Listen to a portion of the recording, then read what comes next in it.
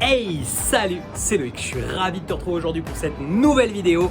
Dans cette nouvelle vidéo, on est toujours à Dubaï, regarde, on est sur un balcon, hop, on est juste ici et je trouvais la vue vraiment méga cool. Je me suis dit que j'allais te faire une petite vidéo ici aujourd'hui. Une question qu'on m'a envoyée, un certain nombre d'entre vous ont accumulé un peu de cash, notamment avec le Covid et moins de sorties, moins de choses et se retrouve avec un certain volume de cash disponible. Et j'ai trouvé une question parce que ça a été beaucoup traité, tu sais, sur internet, j'ai 10 000 euros de dispo, qu'est-ce que je fais, etc. Et je me suis dit que j'allais le faire avec un niveau au-dessus, c'est-à-dire j'ai 100 000 euros de disponible. Qu'est-ce que je fais avec ces 100 000 euros? Est-ce que j'achète cash un appartement? Est-ce que je m'en sers dans l'effet de levier, etc. Et je vais te donner dans cette vidéo 3 solutions, 3 possibilités si tu as 100 000 euros de cash disponible pour les utiliser à bon escient dans l'immobilier et du coup, maximiser tes possibilités de rendement avec ces 100 000 euros. On va voir d'abord une solution en France et après on va voir 2 solutions d'investissement à l'étranger grâce à ces 100 000 euros.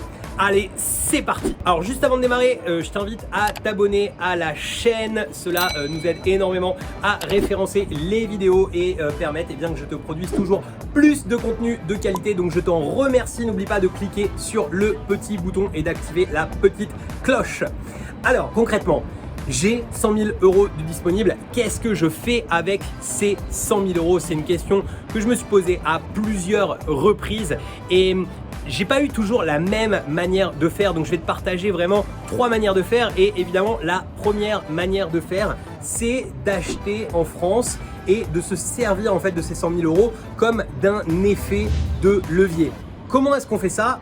On n'achète surtout pas cash. On va utiliser l'effet de levier de la banque, mais le fait d'avoir 100 000 euros en banque va nous aider à pouvoir soulever beaucoup plus d'argent. Pourquoi? Parce que la banque aime le cash. Cash is king, comme on dit souvent, même si je préfère même cash flow is king. Mais en tout cas, cash is king. Donc tu as beaucoup de banques qui peuvent être prêtes à te prêter de l'argent si tu as 100 000 euros en banque. Déjà d'une, parce que avec 100 000 euros en banque, si tu vas chercher demain un crédit de 100 000 euros, il n'y a pas de raison qu'on te fasse mettre d'apport ni de choses comme ça, puisque quelque part c'est écoutez, j'ai forcément un accord de prêt, j'ai 100 000 de côté, je vous demande de me les prêter, je fais juste un crédit, c'est presque pour vous faire plaisir puisque je pourrais payer cash sinon. Donc ça c'est un petit peu la première chose, la première solution qui s'offre à nous, c'est de pouvoir utiliser l'effet de levier de la banque. Tu vas pouvoir également soulever des prêts plus importants, tout simplement parce que quand on a du cash dispo, quand on met 10%, 15% d'apport, on peut commencer à aller chercher des prêts assez importants. Donc en fait, avec 100 000 euros, tu pourrais très bien penser à faire au minimum 500 000 euros de crédit, 5 crédits dans lesquels on mettrait entre 10 et 15 000 euros et garder une certaine trésorerie pour voir venir. D'ailleurs, j'en profite pour une petite parenthèse. Quand tu fais ce genre de choses, n'hésite pas à penser à mettre ce qu'on appelle à demander un report de prêt, c'est-à-dire à commencer à payer ton prêt seulement 12, 18, voire même 36 mois après le début. Ça te permettra d'encaisser un peu plus de loyer et de récupérer une partie de ce cash que tu as mis dans ton projet. En tout cas, première solution, on se sert de ce cash pour le faire valoir auprès de la banque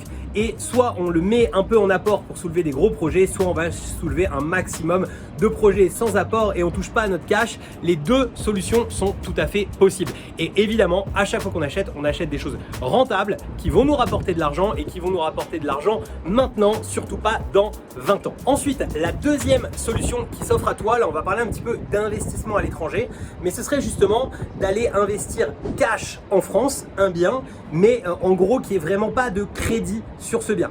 C'est-à-dire qu'une fois que tu as un crédit en France qui a été réalisé et que tu as investi cash, tu as la possibilité de pouvoir mettre en hypothèque ce bien qui est terminé de payer, sur lequel il n'y a pas d'hypothèque. Tu as la possibilité de l'hypothéquer pour pouvoir faire un crédit pour pouvoir aller investir à l'étranger. Si tu m'as pas tout à fait suivi, je t'explique, les choses sont assez simples.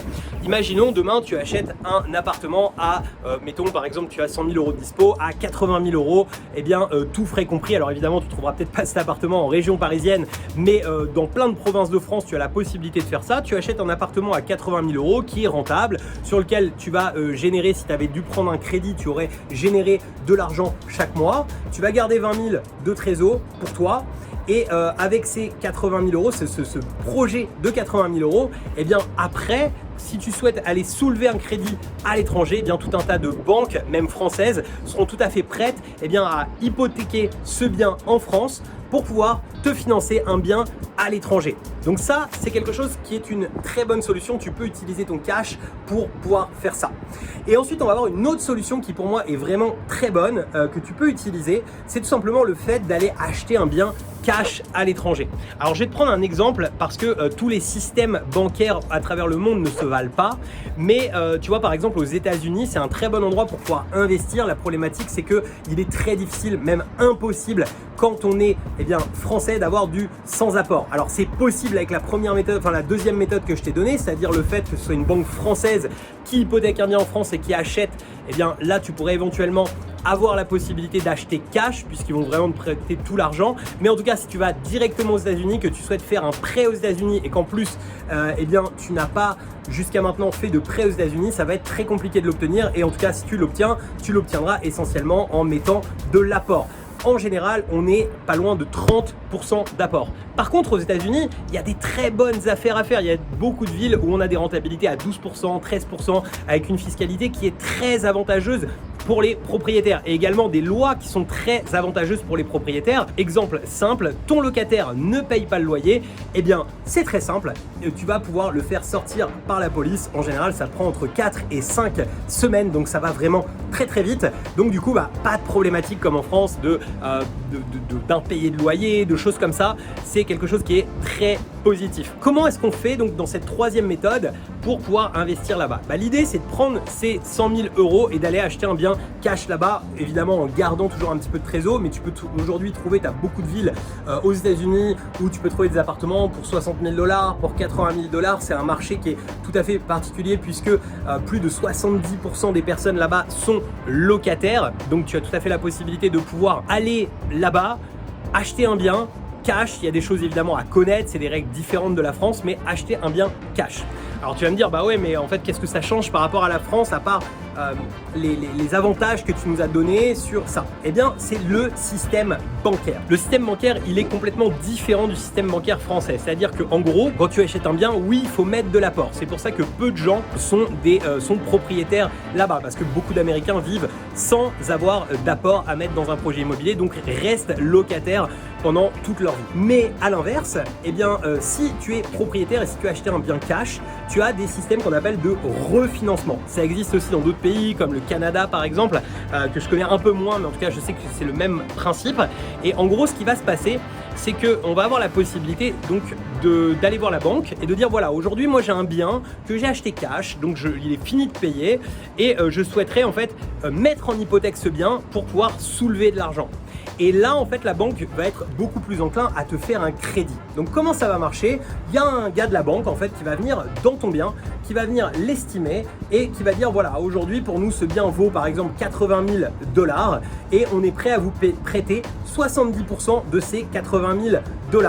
Alors, en gros, si je fais un petit calcul rapide, ça ferait 24, donc ça ferait 56 000 $ que tu peux avoir tout de suite cash en crédit aux États-Unis. Avec ces 56 000 $, deux solutions possibles. Soit tu peux dire, ces 56 000 $, je les prends, je vais racheter un bien avec, mais tu peux faire mieux. Tu peux prendre ces 56 000 $ et les utiliser en fait en apport sur un nouveau projet immobilier. Et je pense que tu commences à comprendre en fait la possibilité que tu peux avoir avec ces 100 000 € d'aller acheter un certain volume de biens dans des pays étrangers.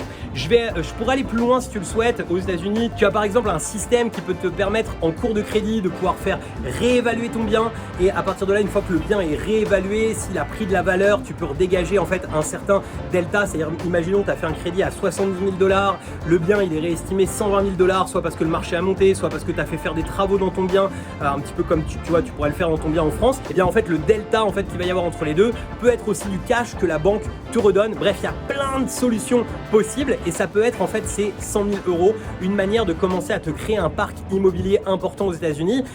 C'est notamment pour ça que tu vois par exemple des youtubeurs immobiliers américains ou autres qui ont 200, 300 lots, c'est parce que le système en fait favorise énormément les personnes qui ont beaucoup d'argent et les riches et qu'on peut vraiment s'endetter un petit peu à l'infini de cette manière. venir là aux États-Unis. Voilà, j'espère que cette vidéo sur ces 3 solutions pour pouvoir investir 100 000 euros te plairont. J'ai essayé de faire des choses un petit peu différentes de ce qu'on retrouve d'habitude sur le sujet. Si tu as aimé la vidéo, je te laisse me mettre un pouce bleu. Si tu souhaites que j'aille plus loin sur tous ces sujets, mets-moi tes questions comme d'habitude en commentaire. Et il me reste plus qu'à te dire à très bientôt pour une nouvelle vidéo. Ciao!